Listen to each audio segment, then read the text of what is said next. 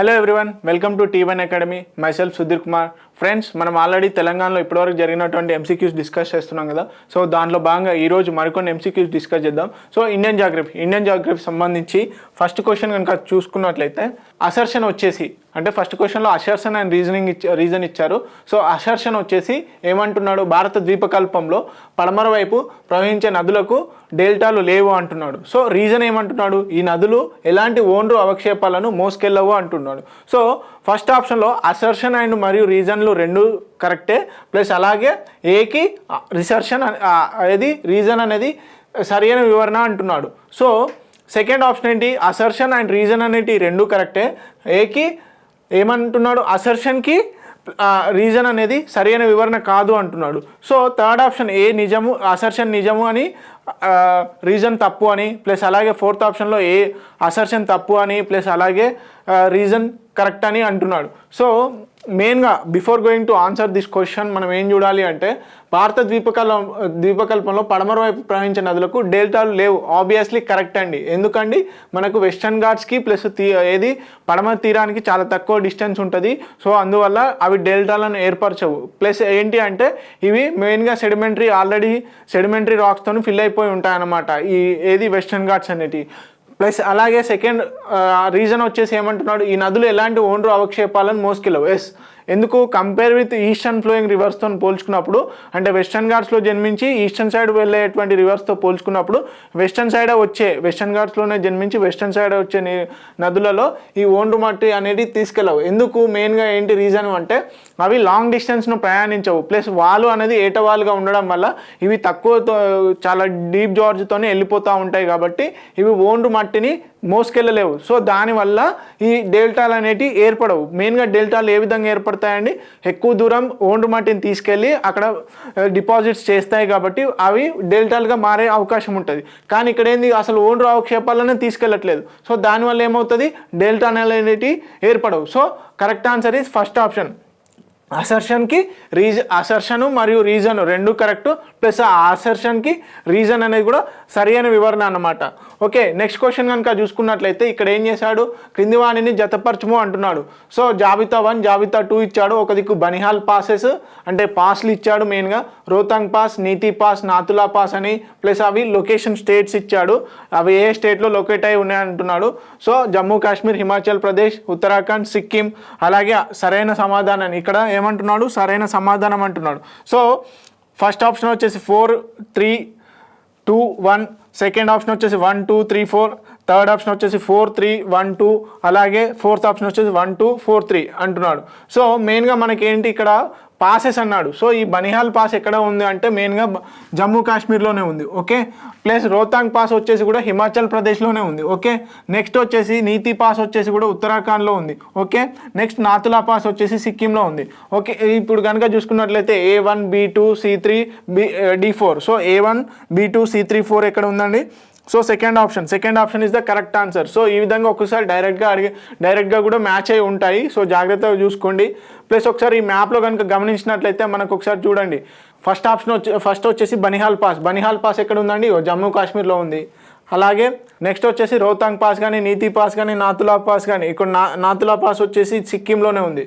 Plus Niti pass, plus Mulang pass, Shipkila pass. So చూడండి, almost అన్నీ కరెక్ట్గా ఉన్నాయి. సో ఈ పాసెస్ అనేటివి చాలా ఇంపార్టెంట్.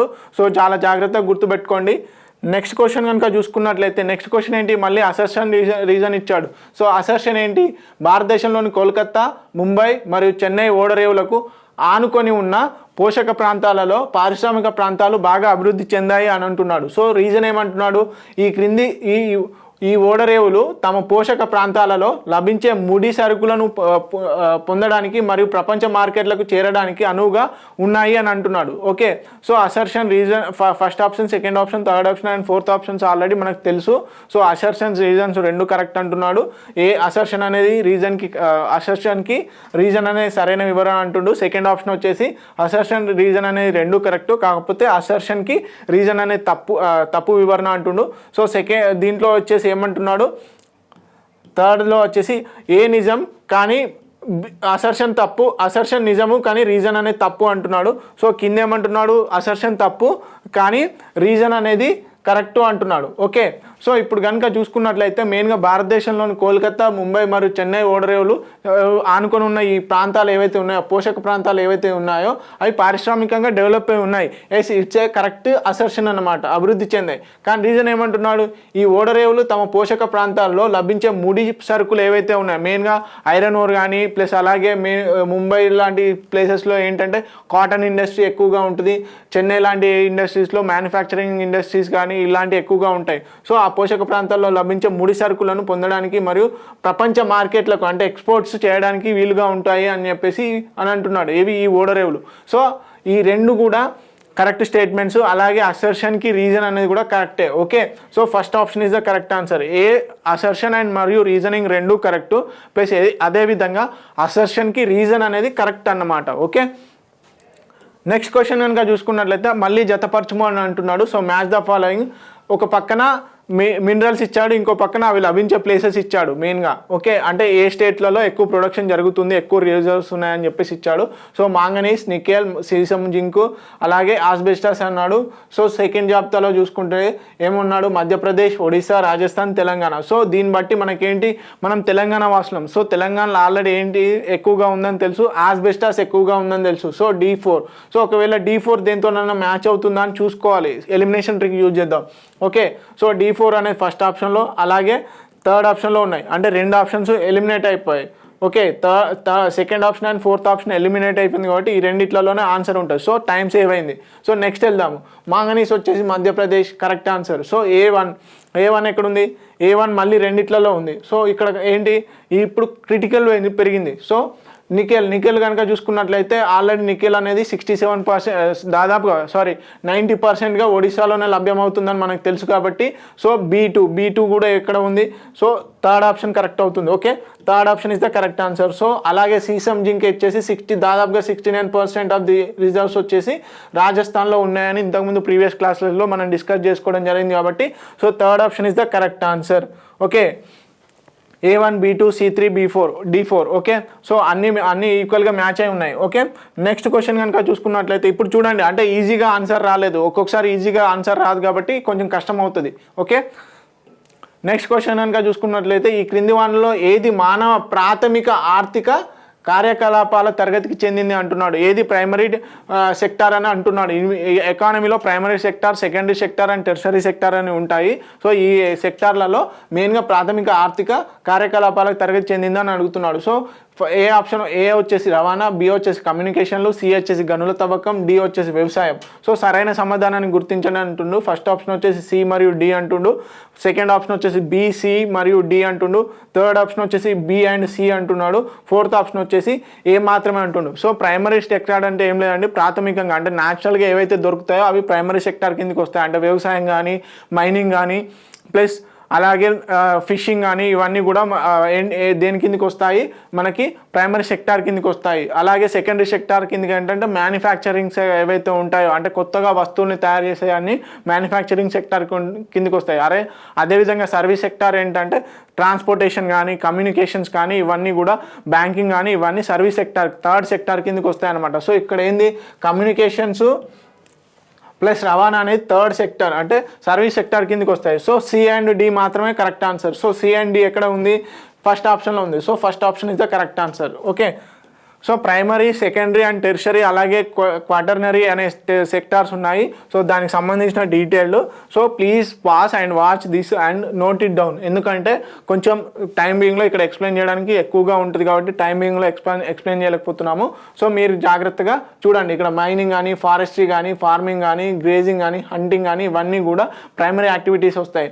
అలాగే సెకండరీకి వచ్చేసి మెయిన్గా ఎకనామిక్ మ్యానుఫ్యాక్చరింగ్, ఏదైతే మనం స్టీల్ ఉందో లేకపోతే రైల్వే కోచ్ డెవలప్మెంట్ ఉందో ఇవన్నీ అన్నమాట. కానీ ఏంటి, రైల్వే ట్రాన్స్పోర్టేషన్ మాత్రం మళ్ళీ టెర్షరీ సెక్టార్ కిందకి వస్తుంది. మూవీస్ కానీ, టెలివిజన్ కానీ, ఎంటర్టైన్మెంట్ కానీ, బ్యాంకింగ్ కానీ ఇవన్నీ కూడా టెర్షరీ సెక్టార్ కిందకి వస్తాయి. ఓకే, నెక్స్ట్ క్వశ్చన్ కనుక చూసుకున్నట్లయితే క్రింది వానిలో దేని నుండి ప్రధానంగా గట్టి కలప లభించును అని అడుగుతున్నాడు. అంటే కింద ఏ ఆప్షన్లో వచ్చేసి వెడల్పాటి ఆకులు గల సతతి హరిత అడవుల నుంచా, Bలో వచ్చేసి వెడల్పాటి ఆకులు గల ఆకురాల్చే అడవుల, లేకపోతే సి వచ్చేసి సతత హరిత శృంగారపు అడవుల, డి వచ్చేసి సూదిమొన ఆకారపు ఆకులు గల ఆకురాల్చే అడవులా అని అంటుండు. సరైన జవాబు ఏంది అని అడుగుతున్నాడు. సో ఈ ఏబిసిడి స్టేట్మెంట్స్లలో ఏ స్టేట్మెంట్స్ కరెక్ట్ అని అడుగుతున్నాడు. సో క్వశ్చన్ యొక్క టఫ్నెస్ అనేది పెరుగుతుంది. చూసారా, ఫస్ట్ సింగిల్ ఓరియంటెడ్గా ఇచ్చాడు, సింగిల్ స్టేట్మెంట్. తర్వాత ఏం చేసాము,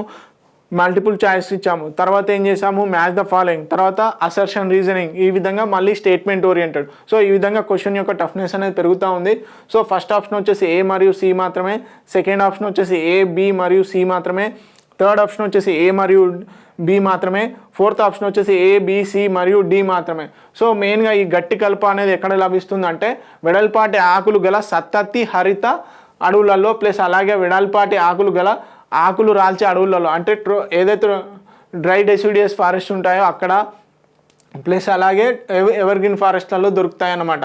సో ఈ శృంగార ఏదైతే మామూలుగా కార్నిఫెరస్ ఫారెస్ట్ అంటాం కదా అక్కడ కానీ, ప్లస్ ఈ సూదిమొన ఆకారపు ఆకులు ఉన్నటువంటి ఇక్కడెక్కడ కూడా ఈ మెయిన్గా అంటే కంపేర్ విత్ ఈ రెండింటితో పోల్చుకున్నప్పుడు ఈ రెండు అడవులలో మనకి తక్కువ క్వాలిటీ ఉన్నటువంటి కలప అనేది దొరుకుతుంది కాబట్టి సో ఫస్ట్ 2 ఆప్షన్స్ మాత్రమే correct. So third option A మరియు బి మాత్రమే కరెక్ట్ అన్నమాట. సో ఇది అంటే ఫారెస్ట్కి సంబంధించిన డివిజన్, ఒకసారి జాగ్రత్తగా కాపీ చేసుకోండి.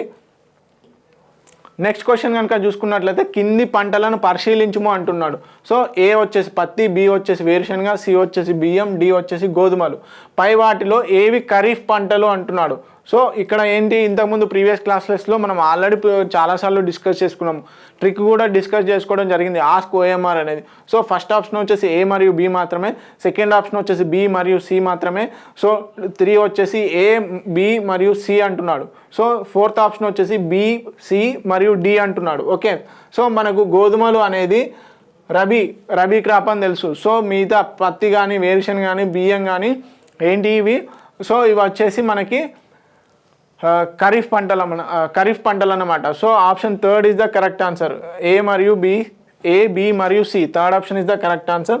ఒకసారి ఇది నోట్ చేసుకోండి, ఖరీఫ్ కానీ రాబీ కానీ అలాగే జేడ్ పంటలు ఏవైతే ఉన్నాయో వాటిని నోట్ చేసుకోండి. ఇక్కడ క్లియర్గా ఇవ్వడం జరిగింది వాటి యొక్క, అంటే ఖరీఫ్ సీజన్ ఏ మంత్ నుంచి ఏ మంత్కి ఉంటుంది, అలాగే అక్టోబర్ నుంచి ఫిబ్రవరి వరకు ఉండేది రబీ అని, జేడ్ని మార్చ్ నుంచి జూన్ అని చెప్పేసి ఇవి క్లియర్గా ఇంతకుముందు ప్రీవియస్ క్లాసెస్లో డిస్కస్ చేయడం జరిగింది, ఎందుకు అంటాము ఏ పంటలు పండుతాయి ఈ టైమ్స్లో అని చెప్పేసి. ఓకే,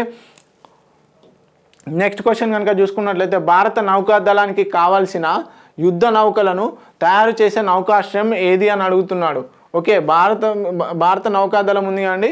సో దానికి సంబంధించి నేవీ ఏదైతే ఉందో ఆ నేవీకి సంబంధించినటువంటి యుద్ధ నౌకలను తయారు చేసే నౌకాశ్రయం ఏది అని అడుగుతున్నాడు. ఫస్ట్ ఆప్షన్ వచ్చేసి విశాఖపట్నం నౌకాశ్రయం, సెకండ్ ఆప్షన్ వచ్చేసి కొచ్చిన్ నౌకాశ్రయము, థర్డ్ వచ్చేసి మజగావ్ నౌకాశ్రయము, ఫోర్త్ వచ్చేసి పారాదీప్ నౌకాశ్రయం. ఫ్రెండ్స్, మనకు అందరికీ తెలుసు చాలా మటుకు ఏదైతే నేవీకి సంబంధించినటువంటి బ్యాటిల్ షిప్స్ ఏవైతే ఉంటాయో అవన్నీ కూడా మజగావ్ నౌకాశ్రయంలో నిర్మించడం జరుగుతుంది అన్నమాట, బిల్డ్ చేస్తారు. So third option is the correct answer. ఇది వచ్చేసి గోవాలో ఉంది, మజగావ్ షిప్ యార్డ్ లిమిటెడ్ ఏదైతే ఉందో ఇది గోవాలో ఉంది. Okay, so third option is the right answer. Next question కనుక చూసుకున్నట్లయితే క్రింద చెప్పిన ఏ తెగలు కేంద్రపాలిత ప్రాంతమైన అండమాన్ నికోబార్లలో నివసిస్తున్నారు అని అంటున్నాడు. సో కింద కొన్ని ట్రైబ్స్ ఇచ్చారు, ఆ ట్రైబ్స్లలో ఏదో ఒక ట్రైబు ఏది అండమాన్ నికోబార్లలో నివసిస్తుంది అని అంటున్నాడు. సో ఆ ట్రైబ్ ఏది అని అడుగుతున్నాడు. ఫస్ట్ ఆప్షన్ వచ్చేసి అవధాని, సెకండ్ ఆప్షన్ వచ్చేసి ముందా, థర్డ్ ఆప్షన్ వచ్చేసి సంతల్, ఫోర్త్ ఆప్షన్ వచ్చేసి జరావా.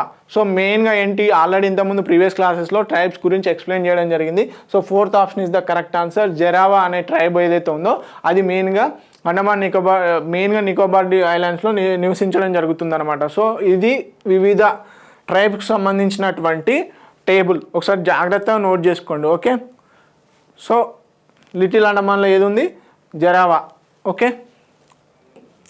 నెక్స్ట్ క్వశ్చన్ కనుక చూసుకున్నట్లయితే కింది వాక్యాలను చదవండి అంటున్నాడు, అంటే స్టేట్మెంట్స్ని చదవండి. ఏ స్టేట్మెంట్ వచ్చేసి నందాదేవి జీవావరణ బయోస్పియర్ ఏదైతే ఉందో నందాదేవి బయోస్పియర్ని జీవావరణ అంటారు. సో రిజర్వ్లో ఒక భాగమే భారతదేశంలో ఉన్న పూలలోయ అంటే వ్యాలీ ఆఫ్ ఫ్లవర్స్ ఏదైతే ఉందో ఈ నందదేవి బయోస్పియర్ రిజర్వ్లో ఉంది అంటున్నాడు. So second B option B statement వచ్చేసి 1986లో స్థాపించబడిన ఇది భారతదేశంలోని రెండవ జీవావరణ రిజర్వ్ అంటున్నాడు. ఓకే, సెకండ్ బయోస్పియర్ రిజర్వ్ అంటున్నాడు. సో సి వచ్చేసి ఇది తమిళనాడు, కేరళ మరియు కర్ణాటకలో ఉంది అని అంటున్నాడు. సో సరైన వాక్యాలను అంటే ఏవైతే స్టేట్మెంట్స్ ఏ స్టేట్మెంట్స్ కరెక్ట్ ఉన్నాయో వీటిని గుర్తించమంటున్నాడు. సో ఏ అండ్ బి మాత్రమే కరెక్ట్, లేకపోతే సెకండ్ ఆప్షన్ వచ్చేసి బి అండ్ సి మాత్రమే, థర్డ్ ఆప్షన్ వచ్చేసి ఏ బి మరియు సి అంటున్నాడు, ఫోర్త్ ఆప్షన్ వచ్చేసి సి అండ్ ఏ.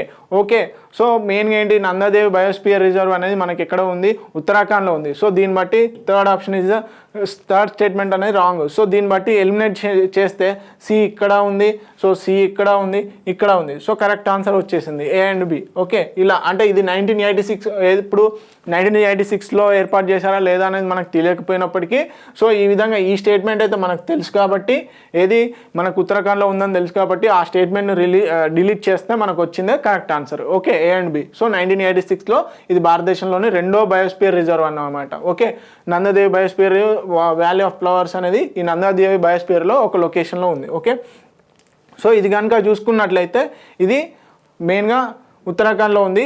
సో ఇది వ్యాలీ ఆఫ్ ఫ్లవర్స్, అలాగే Malari reserve forest, Nanda Devi national park ఇవన్నీ కలుపుకొని నందాదేవి బయోస్పియర్ రిజర్వ్ అంటారు. ప్లస్ ఇవి ఇప్పటి వరకు ఇండియాలో ఉన్నటువంటి బయోస్పియర్ రిజర్వ్స్. యునెస్కో ఏదైతే మ్యాన్ అండ్ బయోస్పియర్ రిజర్వ్ చెప్పిందో దాంట్లో 11 ఉన్నాయి, కానీ మొత్తంగా ఇండియా గుర్తించింది 18. ఓకే, ఇది నోట్ చేసుకోవాలి. నెక్స్ట్ క్వశ్చన్ వచ్చేసి 21/5/2016 నాటికి భారతదేశంలో క్రింది వాటిలో నవరత్న విభాగపు పరిశ్రమలు ఏవి అని అడుగుతున్నాడు. ఓకే, కింద కొన్ని కంపెనీస్ ఇచ్చాడు, అవి ఏవి నవరత్న కేటగిరీ కిందకి వస్తాయని అంటున్నాడు. సో గ్రామీణ విద్యుదీకరణ సంస్థ ప్లస్ అలాగే విద్యుత్ విత్త సంస్థ అంటున్నాడు. సో బి వచ్చేసి హిందుస్థాన్ మిషన్ టూల్స్ అంతర్జాతీయ ప్లస్ మెకాన్ అంటున్నాడు. సో సి ఆప్షన్ సి వచ్చేసి ఏంది HAL Hindustan aeronautical limited plus అలాగే ఎంటీఎన్ఎల్. సో డి వచ్చేసి బీపీసీఎల్ ప్లస్ ఆయిల్ ఇండియా అంటున్నాడు. సో మెయిన్గా ఏంటి ఇక్కడ ఏంది బి ఆప్షన్లో ఉన్నటువంటి హిందుస్థాన్ మిషన్ టూల్స్ ఏదైతే ఉందో ఇది నవరత్న కంపెనీ కాదు. సో దాన్ని కనుక ఎలిమినేట్ చేస్తే బి ఆప్షన్ పట్టుకొని కనుక ఎలిమినేట్ చేస్తే ఏది మిగులుతుందో అదే ఆప్షన్ అనమాట. సో ఇక్కడ బి ఉంది, సో ఇది కాదు.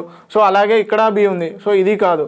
అలాగే ఫోర్త్ దాంట్లో కూడా బి ఉంది. సో ఇది ఈ 3 కాకపోతే ఏదైంది, so third option is the correct answer. So ఈ విధంగా ఎలిమినేషన్ ట్రిక్స్ అనేవి చాలా మటుకు యూజ్ అవుతాయి. చూడండి ట్రిపికల్ క్వశ్చన్ కూడా ఎంత ఈజీగా అంటే ఇది మనకు తెలియాలి ఫస్ట్ హిందుస్థాన్ మిషన్ టూల్స్ అనేది ఉంది, అదే ప్లస్ అది నవరత్న కంపెనీ కాదు అని ఒక్క పాయింట్ తెలిస్తే ఇక్కడ ఈజీగా ఆన్సర్ వచ్చింది. సో థర్డ్ ఆప్షన్ సిడి ఏదైతే ఉందో అది కరెక్ట్ ఆన్సర్ అన్నమాట. సో ఒక కంపెనీ మనకు మెయిన్గా పబ్లిక్ సెక్టర్ అండర్టేకింగ్స్ ఏవైతే ఉన్నాయో ప్రభుత్వ విభాగపు పరిశ్రమలు ఏవైతే ఉన్నాయో వాటిని నవరత్నాస్గా, మినీ రత్నాస్గా అలాగే మహారత్నాస్గా ఏర్పాటు చేయడం జరిగిందనమాట. సో ఒక కంపెనీ మహారత్నాగా ఏర్పాటు చేయాలంటే ఈ ఏవైతే ప్రొసీజర్స్ ఉన్నాయో ఈ ప్రొసీజర్స్ని ఫాలో అవ్వాలన్నమాట. మెయిన్గా ఏంటి ఇది ఫస్ట్ ఆఫ్ ఆల్ ఒక కంపెనీ మహారత్న కంపెనీ కావాలి అంటే అది నవరత్న కంపెనీ అయి ఉండాలి, ప్లస్ అలాగే స్టాక్ ఎక్స్చేంజ్లో లిస్టెడ్ అయి ఉండాలి. ఓకే, అదేవిధంగా యాన్యువల్ టర్నోవర్ ఇక్కడ చాలా జాగ్రత్తగా గమనించండి. యాన్యువల్ టర్నోవర్ వచ్చేసి 25,000 crores ఉండాలి డ్యూరింగ్ ది లాస్ట్ 3 years అంటున్నాడు. ఓకే, అలాగే యావరేజ్ టర్నోవర్ నెట్వర్త్ అంటున్నాడు ఇక్కడ. ఓకే, యాన్యువల్ నెట్వర్త్ అంటున్నాడు మోర్ దెన్ 15,000 ఉండాలి, 15,000 crores అది. Okay, during the last 3 years అంటున్నాడు. ఓకే, అలాగే ఇంకో స్టేట్మెంట్ ఏంటి యావరేజ్ యాన్యువల్ ప్రాఫిట్ అంటున్నాడు, నెట్ ప్రాఫిట్, అది కూడా net profit after the tax are more than 5,000 crores అంటున్నాడు. Okay, during the last 3 years. So ఇవి మెయిన్గా ఎందుకు చెప్తున్నానంటే ఇన్ కేస్ క్వశ్చన్ యొక్క టఫ్నెస్ని పెంచాలనుకున్నాడు అనుకోండి, మహారత్నకు సంబంధించి ఏ స్టేట్మెంట్ అంటే ఈ కింద ఇచ్చినటువంటి ఏ స్టేట్మెంట్స్ కరెక్ట్ అని అంటాడు. ఓకే, ఈ స్టేట్మెంట్స్ ఇచ్చే ఛాన్సెస్ ఉంటాయి. ఓకే, సో ఇది significant global present and international operations చేస్తూ ఉండాలి. సో అప్పుడు ఒక నవరత్న కంపెనీ మహారత్నగా ఉంటుంది ఈ ఏవైతే క్వాలిఫికేషన్స్ ఉన్నాయో ఇవి కనుక మీట్ అవుతాయి. ఓకే, నెక్స్ట్ వచ్చేసి ఒక కంపెనీ మినీ రత్న కావాలి అనుకుంటే ఏదైతే ఉన్నాయో ఈ క్వాలిఫికేషన్ అనేది కంపల్సరీగా ఉండాలి. ఫస్ట్ ఆఫ్ ఆల్ అదేంటి షెడ్యూల్ ఏలో ఉండాలి. షెడ్యూల్ ఏలో ఏంటి కేటగిరీ 1, షెడ్యూల్ ఏలో ఏంటి మినీ రత్న ఏదైతే ఉందో ఆ మినీ రత్నాలో కూడా కేటగిరీ 1, షెడ్యూల్ 1 అలా ఉంటాయి. సో ఆ కేటగిరీ 1 అయి ఉండాలి మినీ రత్నాలో కూడా. సో దాంతో పాటుగా ఈ ఫాలోయింగ్ ఏవైతే ఉన్నాయో ఈ క్వాలిఫికేషన్స్ కూడా అవుతే మినీరత్న నుంచి నవరత్నకి ప్రమోట్ చేస్తారనమాట. ఓకే, సో ఇవి ఇప్పటి వరకు ఉన్నటువంటి ఇండియాలో ఉన్నటువంటి వేరియస్ నవరత్నాస్ కంపెనీస్, అలాగే ఇటు సైడ్ వచ్చేసి మహారత్న కంపెనీస్. సో జాగ్రత్తగా కాపీ చేసుకోండి, చాలా ఇంపార్టెంట్. ఓకే, నెక్స్ట్ క్వశ్చన్ కనుక చూసుకున్నట్లయితే క్రింది వాటిలో ఏ 4ని కలుపుతూ కొత్త జాతీయ రహదారులను నిర్మించాలని చార్ధామ్ ప్రాజెక్ట్ను రచించారు అని అంటున్నాడు. ఓకే, ఫస్ట్ ఆప్షన్ వచ్చేసి కేదార్నాథ్, బద్రీనాథ్, అలాగే గంగోత్రి మరియు యమునోత్రి అను 4 పుణ్యక్షేత్రాల, లేకపోతే సెకండ్ ఆప్షన్ వచ్చేసి భారతదేశంలోని మొదటి 4 స్మార్ట్ నగరాల, థర్డ్ ఆప్షన్ వచ్చేసి ఉత్తర, తూర్పు, పడమర మరియు దక్షిణ భారతదేశాన్ని కలుపుతూ చేసే రహదారియా, లేదు ఫోర్త్ ఆప్షన్ వచ్చేసి అనంత పద్మనాభ స్వామి దేవాలయము, తిరుపతి, కేదార్నాథ్ మరియు బద్రీనాథ్ అను 4 పుణ్యక్షేత్రాల. ఏదైతే చార్ధామ్ యాత్ర ఉందో మెయిన్గా వచ్చేసి కేదార్నాథ్, బద్రీనాథ్, గంగోత్రి మరియు యమునోత్రి అను 4 పుణ్యక్షేత్రాలను కనెక్ట్ చేయడానికి నిర్మించదలిచినటువంటి ప్రాజెక్టే ఈ Char Dham project. So first option is the correct answer. ఒకసారి ఈ చార్ధామ్ ప్రాజెక్ట్ గురించి కనుక చూసుకున్నట్లయితే మెయిన్గా వచ్చేసి ఈ చార్ధామ్ ప్రాజెక్ట్ వచ్చేసి బద్రీనాథ్, కేదార్నాథ్, గంగోత్రి, యమునోత్రి అనే ఈ 4 పుణ్యక్షేత్రాలు ఏవైతే ఉన్నాయో ఈ 4 పుణ్యక్షేత్రాలకు సేఫ్ జర్నీ చేయడం కోసం అని చెప్పేసి ఒక ప్రాజెక్ట్ని నిర్మించడం కోసం అని చెప్పి చేసినటువంటి ప్రాజెక్ట్ నేమే ఈ చార్ధామ్ ప్రాజెక్టు. మెయిన్గా వచ్చేసి ఈ ఏదైతే ఉందో ఈ సర్క్యూట్ ఏదైతే ఉందో ఈ సర్క్యూట్ని అంతటిని కనెక్టివిటీ చేస్తుంది. సో ఈ సర్క్యూట్ని కనెక్టివిటీ చేయడమే కాకుండా ప్లస్ దీంతో పాటుగా మానస్ సరోవర్ యాత్ర ఏదైతే ఉంటుందో దానికి కూడా రీచ్ అయ్యేందుకు ఈ రహదారులు అనేటివి ఉపయోగపడతాయి అనమాట. ప్లస్ అలాగే మనకి చైనా సైడ్ బార్డర్ ఉండడం వల్ల అక్కడ డిఫెన్స్ పరంగా కూడా సెక్యూరిటీ పరంగా కూడా ఇంప్రూవ్ అంటే తొందరగా కనెక్టివిటీ చేసుకోవడం కోసం ఈ చార్ధామ్ ప్రాజెక్ట్ అనేది మెయిన్గా నిర్మించదలిచారనమాట. సో దీంట్లో మెయిన్గా వచ్చేసి ఏ organisations Uttarakhand state public works department, అలాగే బార్డర్స్ రోడ్స్ ఆర్గనైజేషను, ప్లస్ అలాగే national highway and infrastructure development corporation limited, ఈ 3 కూడా కలిపి ఈ చార్ధామ్ ప్రాజెక్ట్ని డెవలప్ చేయడం జరుగుతుంది. అలాగే national highway infrastructure development corporation limited ఏదైతే ఉందో అది మినిస్ట్రీ ఆఫ్ రోడ్ అండ్ హైవేస్కి సంబంధించిన fully owned company. Okay, so ఇలాంటివి కూడా చదువుతూ ఉండాలి, ఒక్కొక్కసారి ఇస్తూ ఉంటాడు ఎగ్జామ్స్లలో. ఓకే, నెక్స్ట్ క్వశ్చన్ కనుక చూసుకున్నట్లయితే 2011 జనాభా లెక్కల ప్రకారం భారతదేశంలోని అత్యల్ప అక్షరాస్యత శాతం ఉన్న రాష్ట్రం ఏది అని అడుగుతున్నాడు. సో ఫస్ట్ ఆప్షన్ వచ్చేసి తెలంగాణ, సెకండ్ ఆప్షన్ వచ్చేసి మధ్యప్రదేశ్, థర్డ్ ఆప్షన్ వచ్చేసి బీహార్, ఫోర్త్ ఆప్షన్ వచ్చేసి ఛత్తీస్గఢ్. సో ఫ్రెండ్స్ మనందరికీ తెలుసు బీహార్ వచ్చేసి చాలా మటుకు వెనుకబడిన ప్రాంతం అని, ప్లస్ అక్కడ అక్షరాస్యత చాలా తక్కువగా ఉందని చెప్పేసి అందరికీ తెలుసు. So Bihar is the correct answer. బీహార్లో అక్షరాస్యత దేశం మొత్తంలో అన్నిటికంటే బీహార్లో తక్కువగా ఉంది.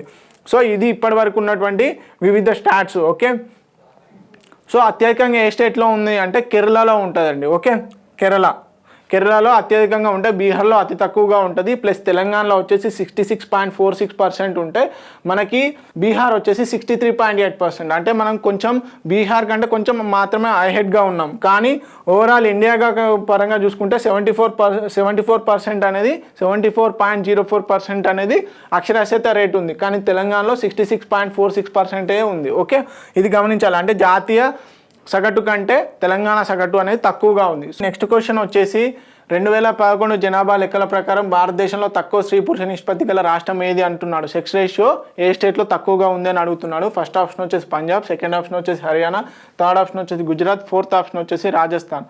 ఫ్రెండ్స్ మనందరికీ తెలుసు హర్యానాలో ఈ సెక్స్ రేషియో అనేది చాలా తక్కువగా ఉంది. సెక్స్ రేషియో ఎక్కువగా ఉన్నటువంటి స్టేట్ ఏది అంటే కేరళ. ఓకే, తక్కువ ఎక్కువ ఇవన్నీ చాలా ఇంపార్టెంట్. మనం తెలంగాణ జాగ్రఫీలో చూసాము, ఇండియన్ జాగ్రఫీలో కూడా అడుగుతున్నాడు. సో చాలా జాగ్రత్తగా చూసుకోండి. సో నెక్స్ట్ హర్యానా వచ్చేసి ఎంత అండి 2011 గాను 879. సో తెలంగాణది వచ్చేసి 988. అలాగే ఏపీది వచ్చేసి 997. ఓకే, 997 ఉంది. తెలంగాణ వచ్చేసి 988. ఓకే, ఇది ఇంపార్టెంట్, చాలా ఇంపార్టెంట్ అన్నమాట మనకి. నెక్స్ట్ వచ్చేసి మ్యాచ్ ద ఫాలోయింగ్ అడుగుతున్నాడు. సర్దార్ సరోవర్ డ్యామ్ అని, దక్షిణ భారతదేశంలో ఎత్తైన పర్వత శిఖరం అని, తోడాలు అని, ప్లస్ అలాగే రాగి అని, ఇక్కడ అనేముడు అంటే మెయిన్గా ఈ జాబితాలో అవి ఎక్కడెక్కడ ఉన్నాయి అని చెప్పేసి అని అడుగుతున్నాడు. సో సర్దార్ సరోవర్ డ్యామ్ వచ్చేసి ఏ నది పైన ఉందండి, మనకి నర్మదా నది పైన ఉంది. సో దీంతో మ్యాచ్ చేసుకుందాం. సో దక్షిణ భారతదేశంలోని ఎత్తైన శిఖరం ఏది అండి, అనేముడి కేరళ దగ్గర ఉంది. సో వెస్టర్న్ ఘాట్స్లో ఉంది. సో మనకేంటి A3 B1 okay A3 B1 దేంట్లోనైనా ఉందా A3 అయితే ఒకటే ఉందండి సో థర్డ్ ఆప్షన్ అసలు యాక్చువల్గా మనం సెకండ్ ఆప్షన్ కూడా వెళ్ళాల్సిన అవసరం లేకుండా ఉంది సెకండ్ మ్యాచ్ సో చూడండి ఏ అనేది ఒకటే దాంతో మ్యాచే ఉంది ఏది నర్మదా నదితోని A3తో మ్యాచ్ అయింది ఒకటే ఉంది so third option is the correct answer so మిగతా రెండు కనుక చూసుకున్నట్లయితే మనకి తోడాలు వచ్చేసి నీలగిరిలో ఉన్నాయి అలాగే రాగి వచ్చేసి అగ్నిగుండాలు ఓకే ఇవి మెయిన్ ఇంపార్టెంట్ మ్యాచ్ ద ఫాలోయింగ్లో చాలా మటుకి ట్రిక్స్ ఫాలో అవ్వండి ఏంటంటే మనకి ఈజీగా ఆన్సర్ వస్తుంది మ్యాచ్ ద ఫాలోయింగ్ ఇచ్చిండని చెప్పేసి భయపడాల్సిన అవసరమే లేదు ఓకే చూస్తున్నారుగా ఇప్పుడు మీ ముంగట్నే ఎన్ని క్వశ్చన్స్ జస్ట్ ఒక తెలిసిన దాంతో ఎంతవరకు కరెక్ట్ ఆన్సర్ వచ్చిందనేది దాదాపుగా ఇప్పటివరకు ఒక కనీసం 20 క్వశ్చన్లను మ్యాచ్ ద ఫాలోయింగ్ చేస్తే 1-2 మాత్రమే కొంచెం తేడాగా ఉన్నాయి కానీ మిగతా అన్ని దాదాపుగా ఒక్క ఆన్సర్ తెలిస్తే వచ్చే విధంగా ఉన్నాయి సో అలాంటి విషయంలో భయపడాల్సిన అవసరం లేదు okay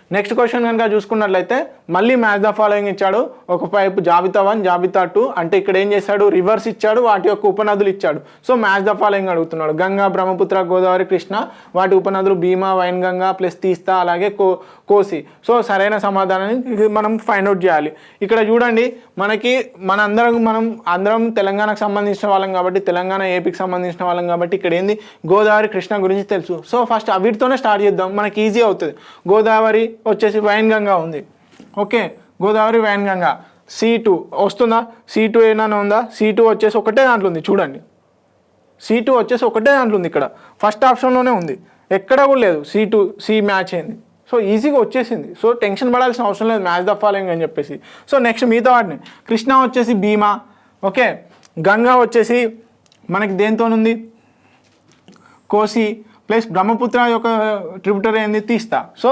A4 B3 C2 plus D1 అయిపోయింది first option is the correct answer so మిగతా ఆప్షన్స్కి వెళ్ళాల్సిన అవసరం లేదు ఒకవేళ మీరు క్రాస్ చెక్ చేసుకోవాలనుకుంటే చేసుకోండి కాకపోతే ఇక్కడ ఆల్రెడీ మెయిన్గా మనకు బల్లగుద్ది అంటే మెయిన్గా బల్లగుద్ది చెప్పేది ఏంటంటే ఇక్కడ ఆన్సర్ ఒకటి కరెక్ట్గా నీకు 100% 100కి 100% తెలుసు అన్నప్పుడు ఇంకా మీరు వేరే ఆప్షన్కి వెళ్ళాల్సిన అవసరం కూడా లేదు ఓకే సో ఈ విధంగా మ్యాచ్ ద ఫాలోయింగ్ ఈజీ అవుతుంది again match the following okay కింది వాటిని జతపరచమంటున్నాడు ఫస్ట్ ఒక జాబితా 1లో ఏం చేశాడు థర్మల్ విద్యుత్ కేంద్రాలు ఇచ్చాడు జాబితా 2లో ఆ రాష్ట్రం ఇచ్చాడు అంటే అవి ఎక్కడ ఉన్నాయని చెప్పేసి so దురావన్ Korba Kothagudem తాల్చార్ Orissa Telangana Madhya Pradesh Gujarat so friends మనం తెలంగాణకు సంబంధించిన వాళ్ళం సో అందరికీ కొంచెం ఈ కొత్తగూడెం అనే ఐడియా ఉంది కాబట్టి కొత్తగూడెంని తెలంగాణతో మ్యాచ్ చేసేస్తాం సో C2 ఎక్కడైనా మ్యాచ్ అయిందా C2 ఒకటే దాంతో మ్యాచ్ అయింది ఎక్కడ ఫస్ట్ ఆప్షన్లో వచ్చేసింది ఆన్సర్ ఏం లేదు ఇప్పుడు చూడండి మ్యాచ్ ద ఫాలోయింగ్ 4 క్వశ్చన్స్ ఇచ్చాడు అనుకుందాం ఒకే క్వశ్చన్లో 4 క్వశ్చన్స్ వచ్చాయి కానీ భయపడాల్సిన అవసరం లేదు ఇక్కడ C2 దేంతో మ్యాచ్ అయింది ఒక తెలంగాణతోనే మ్యాచ్ అయింది ఏది కొత్తగూడెం తెలంగాణ కొత్తగూడెం అందరికీ తెలుసు తెలంగాణలోనే ఉందని సో వచ్చేసింది ఆన్సర్ సో నెక్స్ట్ వచ్చేసి A4 దురావన్ వచ్చేసి గుజరాత్ అలాగే కోర్బా వచ్చేసి మధ్యప్రదేశ్ తాల్చార్ వచ్చేసి ఒరిస్సా అయిపోయింది simple first option is the correct answer ఎక్కువగా కష్టపడాల్సిన అవసరం లేదు మనం ఇక్కడ ఏంది కొంచెం కామన్ సెన్స్ అనేది కూడా యూజ్ చేసుకోవాలి అప్పుడప్పుడు ఎగ్జామ్లో మెయిన్గా సబ్జెక్ట్ కూడా టెస్ట్ చేయడు common sense presence of mind కూడా టెస్ట్ చేస్తూ ఉంటాడు అన్నమాట ఈ విధంగా ఓకే నెక్స్ట్ క్వశ్చన్ కనుక చూసుకున్నట్లయితే again match the following Bandipur Corbett Kanha Dudhwa ఇవన్నీ టైగర్ రిజర్వ్స్ ఇచ్చాడు అవి ఉండేటువంటి స్టేట్స్ ఇచ్చాడు మనకి Bandipur tiger reserve plus Uttar Pradesh Madhya Pradesh Uttarakhand Karnataka okay జాబితా 1లో ఉన్నటువంటి బందిపూర్ అనేది ఎక్కడ ఉందండి కర్ణాటకలో ఉంది మనకు అందరికీ తెలుసు బందిపూర్ టైగర్ రిజర్వ్ అనేది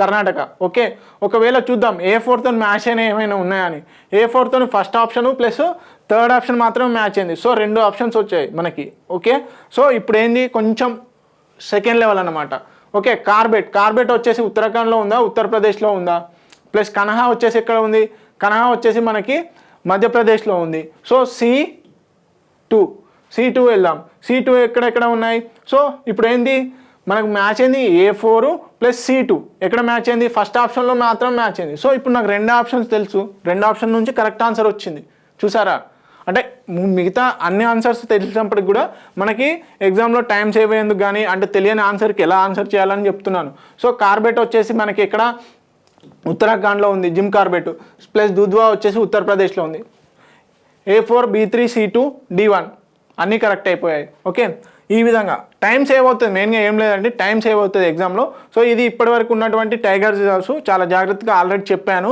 స్టేట్ వైజ్గా గుర్తుపెట్టుకోండి, మొత్తం హోలిస్టిక్గా సీరియల్గా గుర్తుపెట్టుకుంటా అంటే కుదరదు. ఎందుకు అంటే చాలా నెంబర్ 53 ఉన్నాయి tiger reserves. Okay, 53 tiger reserves ఉన్నాయి కాబట్టి గుర్తుపెట్టుకోవడం చాలా కష్టము. సో స్టేట్ వైజ్ గుర్తుపెట్టుకుంటే మనకి ఈజీ అవుతుంది. ఓకే, నెక్స్ట్ క్వశ్చన్ మళ్ళీ అగైన్ మ్యాచ్ ద ఫాలోయింగ్. ఇక్కడ ఏమి ఇచ్చాడు, ఫస్ట్ జాబితా 1లో బొగ్గు క్షేత్రాలు ప్లస్ ఈ జాబితా 2లో ఏమి ఇచ్చాడు, రాష్ట్రాలు ఇచ్చాడు. ఓకే, మనకేంటి రాణిగంజ్, సింగరౌలి, సింగరేణి, జరియా, పశ్చిమ బెంగాల్, మధ్యప్రదేశ్, తెలంగాణ, జార్ఖండ్. మనందరికీ తెలుసు తెలంగాణ క్యాండిడేట్స్ అందరికీ ఏమని, సింగరేణి వచ్చేసి తెలంగాణ అని చెప్పేసి. ఓకే, C3 ఎన్నిట్లలో ఉంది, C3 ఒకటే దాంట్లో ఉంది చూడండి. ఇది 100% అక్యురసీ అంట సార్, ఇంకా దీన్ని ఎవరు చేంజ్ చేయలేరు. సింగరేణి అనేది తెలంగాణలోని బొగ్గు నిక్షేపాలను వెలికి తీసే సంస్థ అని అందరికీ తెలుసు. ఓకే, సో C3 మెయిన్గా second option is the correct answer. నాకు మిగతా 3 ఆన్సర్స్ తెలియదు, కానీ ఇక్కడ ఏమైంది ఒకే ఆన్సర్తోనే వచ్చింది. సో ఇలాంటి క్వశ్చన్స్ని 100%గా కరెక్ట్గా గాబరపడకుండా చాలా కాన్షియస్గా పెట్టండి. ఎందుకు అంటే ఈజీ క్వశ్చన్సే, కాకపోతే మనం టఫ్గా ఫీల్ అయ్యి ఏం చేస్తాము, అయ్యో అటు ఇటు అని చెప్పేసి రాంగ్ ఆన్సర్ పెట్టే ఛాన్సెస్ ఉంటాయి. ఓకే, నెక్స్ట్ వచ్చేసి రాణిగంజ్ వచ్చేసి పశ్చిమ బెంగాల్ ఉందని తెలుసు, సింగరౌలి వచ్చేసి మధ్యప్రదేశ్ అని తెలుసు, అలాగే జరియా వచ్చేసి జార్ఖండ్ అని తెలుసు. So A1, B2, C3, D4. Okay, second option is the correct answer. ఈ విధంగా ఎలిమినేషన్ అనేది యూజ్ చేసుకోవాలి, సింప్లీగా ట్రిక్స్ ద్వారా ఈజీగా ఆన్సర్ వస్తుంది. So again match the following ఇచ్చాడు. సో ఒక దిక్కు జలపాతాలు ఇచ్చాడు, ఇంకో దిక్కు వచ్చేసి జాబితా ఇచ్చాడు, అంటే ఏ నది పైన ఉంది అని అంటున్నాడు. సో దూద్ సాగర్, కపిల్ ధారా, హెగ్నాకల్ ప్లస్ జోగ్, అలాగే మాండవి, నర్మదా, కావేరి, షేరావతి. సో మెయిన్గా మనకి అందరికి చాలా ఫేమస్గా తెలుసు దూద్ సాగర్ అనేది ఎక్కడ ఉందనేది చాలామందికి తెలుసు. దూద్ సాగర్ వచ్చేసి మాండవి రివర్ పైన ఉంది. Okay, first to first match అయింది. So first to first elimination ప్రకారం వెళ్దాం. ఫస్ట్ టు ఫస్ట్ ఏది ఉంది, ఏతోని 1 మ్యాచ్ అయింది. ఎన్ని ఆప్షన్స్ ఉన్నాయి, second option and fourth option మాత్రమే ఉంది. ఓకే, సో ఇప్పుడు 2 ఆప్షన్స్లలో మనం కొట్టుకోవాలి. సో ఈ 2 ఆప్షన్స్ నుంచి మనకు కరెక్ట్ ఆన్సర్ వస్తుంది. సో నెక్స్ట్ వచ్చేసింది కపిలధార, నర్మదా, అలాగే కపిలధార కూడా వచ్చేసి నర్మదా పైన ఉంది. Okay, first option second option right. So ఇక్కడ చూడండి కొంచెం ఇప్పుడు ఏం చేశాడు, ఫస్ట్ టు ఫస్ట్ మ్యాచ్ అయింది, అలాగే B2 మ్యాచ్ అయింది. ఓకే, ఇక్కడ 2 ఆప్షన్స్ మళ్ళీ 2 ఆప్షన్ అంటే థర్డ్ది కూడా తెలిసి ఉండాలి. ఇక్కడ కొంచెం టెక్నికాలిటీ వస్తుంది. సో హెగ్నాకల్, జోగ్ అనేది షెరావతి పైన ఉందని నాకు తెలుసండి. సో ఒకవేళ దానికి వెళ్తే సో D4, ఇక్కడ D4 దేనికి ఉంది, ఇక్కడ మ్యాచ్ అవుతుంది. Okay, second option is the correct answer. 1, 2, 3, 4 అంటే హెగ్నాకల్ కూడా కావేరీ రివర్ పైన ఉందని అర్థమవుతుంది. సో దూద్ సాగర్ వచ్చేసి మాండవి, కపిలధార, నర్మదా, హెగ్నాకల్ కావేరీ, జోగ్ వచ్చేసి Sharavathi. So A1, B2, C3, D4 again same repeated. So ఈ విధంగా ఎలిమినేషన్ ప్రాసెస్ని యూజ్ చేస్తూ ఇప్పుడు ఫస్ట్ ఏం చూసాము, ఒకటి ఈజీ మెథడ్ దొరికింది, ఈజీగా ఆన్సర్ వచ్చింది. దీంట్లో ఏం తెలియాల్సి వచ్చింది, 3 కూడా తెలియాల్సి వచ్చింది. సో 3 తెలియాల్సి వచ్చినప్పుడు కొంచెం డిఫికల్టీ అన్నమాట. ఓకే, ఈ విధంగా క్వశ్చన్ సాల్వ్ చేస్తూ వెళ్ళాలి. ఓకే, నెక్స్ట్ వచ్చేసి ఇవి ఇప్పటివరకు ఉన్నటువంటి వాటర్ ఫాల్స్, అవి ఏ రివర్స్, ఆ వాటర్ ఫాల్స్కి సంబంధించినటువంటి డీటెయిల్స్ ప్లస్ ఈ మ్యాప్ పరంగా చూసుకున్నట్లయితే ఏ వాటర్ ఫాల్ ఎక్కడ ఉందని కొన్ని ఇంపార్టెంట్ అన్నమాట. సో దాని ప్రకారంగా మ్యాచ్ చేసినాయి. ఒకసారి చాలా జాగ్రత్తగా చూసుకోండి. ఒకసారి అవసరమైతే పాస్ చేసి నోట్ చేసుకోవడానికి మ్యాప్లో కానీ మ్యాప్ బైండింగ్ చేసుకోవడానికి కూడా చూసుకోండి. ఓకే, సో ఇది వచ్చేసి మిగతా రివర్స్, మిగతా వాటర్ ఫాల్స్ ఎక్కడెక్కడ ఉన్నాయి, జోగ్ ఫాల్స్, షెరావతి. ఓకే, ఇలా అన్నమాట. సో ఇదండి ఇండియన్ జాగ్రఫీకి సంబంధించినటువంటి మరికొన్ని ఎంసీక్యూస్. సో ఇలాగే మరికొన్ని ఎంసీక్యూస్ మిగతా సబ్జెక్ట్స్ కూడా చెప్పడం జరుగుతుంది చాలా డీటెయిల్గా. ఇప్పుడు చూసారు కదా మ్యాచ్ ద ఫాలోయింగ్ ఎలా అయితే ట్రిక్స్ ద్వారా మ్యాచ్ ద ఫాలోయింగ్ని కూడా ఈజీగా సాల్వ్ చేయడం జరిగిందో, ఇలాంటి ట్రిక్స్ ఇంకొన్ని చెప్పగలుగుతాము. సో ఎలా అంటే స్టేట్మెంట్స్ ఇచ్చినప్పుడు కూడా ఒక స్టేట్మెంట్ తప్పైతే మిగతా వాటిని అంటే 50-50 ఛాన్స్ ఉన్నది అని 100%కి ఎలా తీసుకురాగలుగుతామని చెప్పేసి కూడా చెప్పడం జరుగుతుంది.